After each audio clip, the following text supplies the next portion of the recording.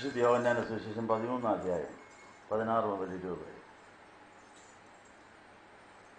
ആമേൻ ആമേൻ, ഞാൻ നിങ്ങളോട് പറയുന്നു, ദാസൻ ജവാനേക്കാൾ വലിയവനല്ല, ദൂതൻ തന്നെ അയച്ചവനേക്കാൾ വലിയവനുമല്ല.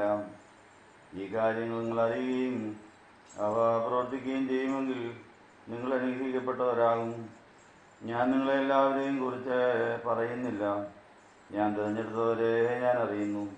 എന്നാൽ എൻ്റെ അപ്പം ഭക്ഷിക്കുന്നവൻ എനിക്കെതിരെ കുതികാൽ ഉയർത്തിയിരിക്കുന്നു എന്നുള്ളതായ തിരുവചനം തിരുവഴുത്തെ നിവൃത്തിയാകേണ്ടതാകുന്നു. ഞാൻ തന്നെയാകുന്നു അവനെന്ന് അത് സംഭവിക്കുമ്പോൾ നിങ്ങൾ വിശ്വസിക്കേണ്ടതിനായി ഞാനിപ്പോൾ അത് സംഭവിക്കുന്നതിന് മുമ്പേ നിങ്ങളോട് പറയുന്നു.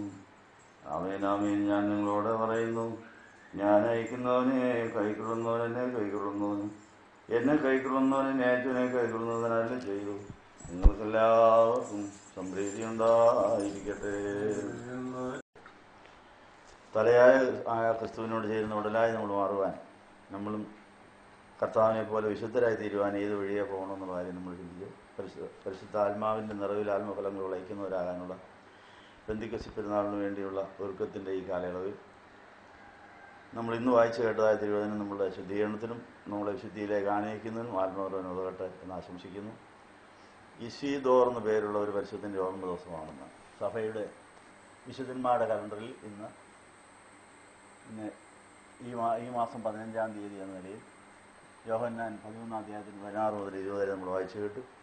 ഇസീദോർ എന്ന് പറയുന്ന ആ കർത്താവിൻ്റെ ശിഷ്യൻ വിശുദ്ധരായി വളർന്ന് അങ്ങനെ ഇന്ന് അനേകർക്ക് അനുഗ്രഹം പകർന്നു കൊടുക്കുന്ന ഒരാളായി മാറിയതുപോലെ ഞാൻ വിശുദ്ധനാകിയാൽ നിങ്ങൾ വിശുദ്ധരാകുകയെന്നുള്ള വചനപ്രകാരം നമ്മൾ ഓരോരുത്തരും വിശുദ്ധരും ശുദ്ധിയോതികളുമായി തീരുവാൻ ഏത് വചനങ്ങളൊക്കെ നമ്മളെ ആശ്വസിപ്പിക്കും, അതിനെ വിവരിക്കുമെന്ന കാര്യം നമ്മൾ വായിച്ച ചേർച്ചയുണ്ടായി.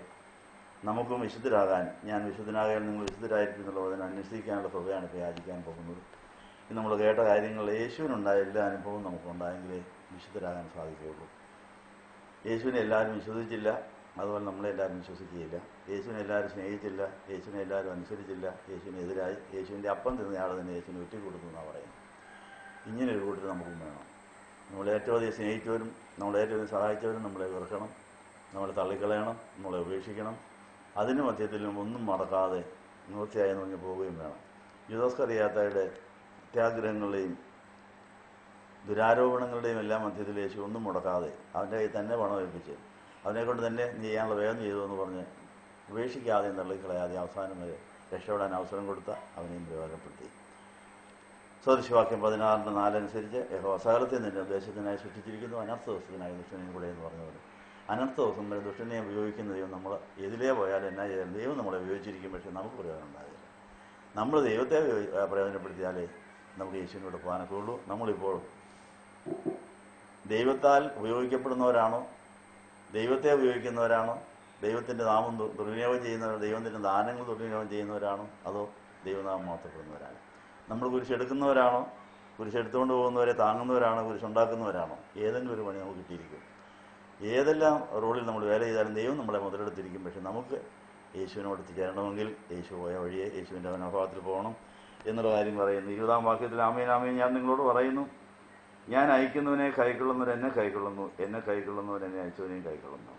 അങ്ങനെ യേശുവിനെ കൈക്കൊണ്ട് പിതാവിനെയും, പിതാവ് അയച്ച പുത്രനെ കൈക്കൊണ്ട് ആ പിതാവിനാൽ അയക്കപ്പെടുന്ന എല്ലാവരെയും കൈക്കൊണ്ട് സഭയോട് ചേരേണ്ട എല്ലാവരെയും ഉൾക്കൊണ്ട് അവരോടൊപ്പം സഭയാകുന്ന ശരീരത്തിൻ്റെ അവയവങ്ങളായ സജീവ അവയവങ്ങളായി ജന്മസാവല്യം അടയുവാൻ അവസാനം വരെയും വേല നിവർത്തിച്ച് ഫലം കായ്ക്കുന്നവരാകുവാൻ ഇന്നത്തെ എല്ലാ വിശുദ്ധന്മാരെയും ഓർക്കുന്ന ദിവസത്തിൽ നമുക്ക് അനുഗ്രഹകരമാകട്ടെ. അത് നമുക്ക് യാചിക്കാം.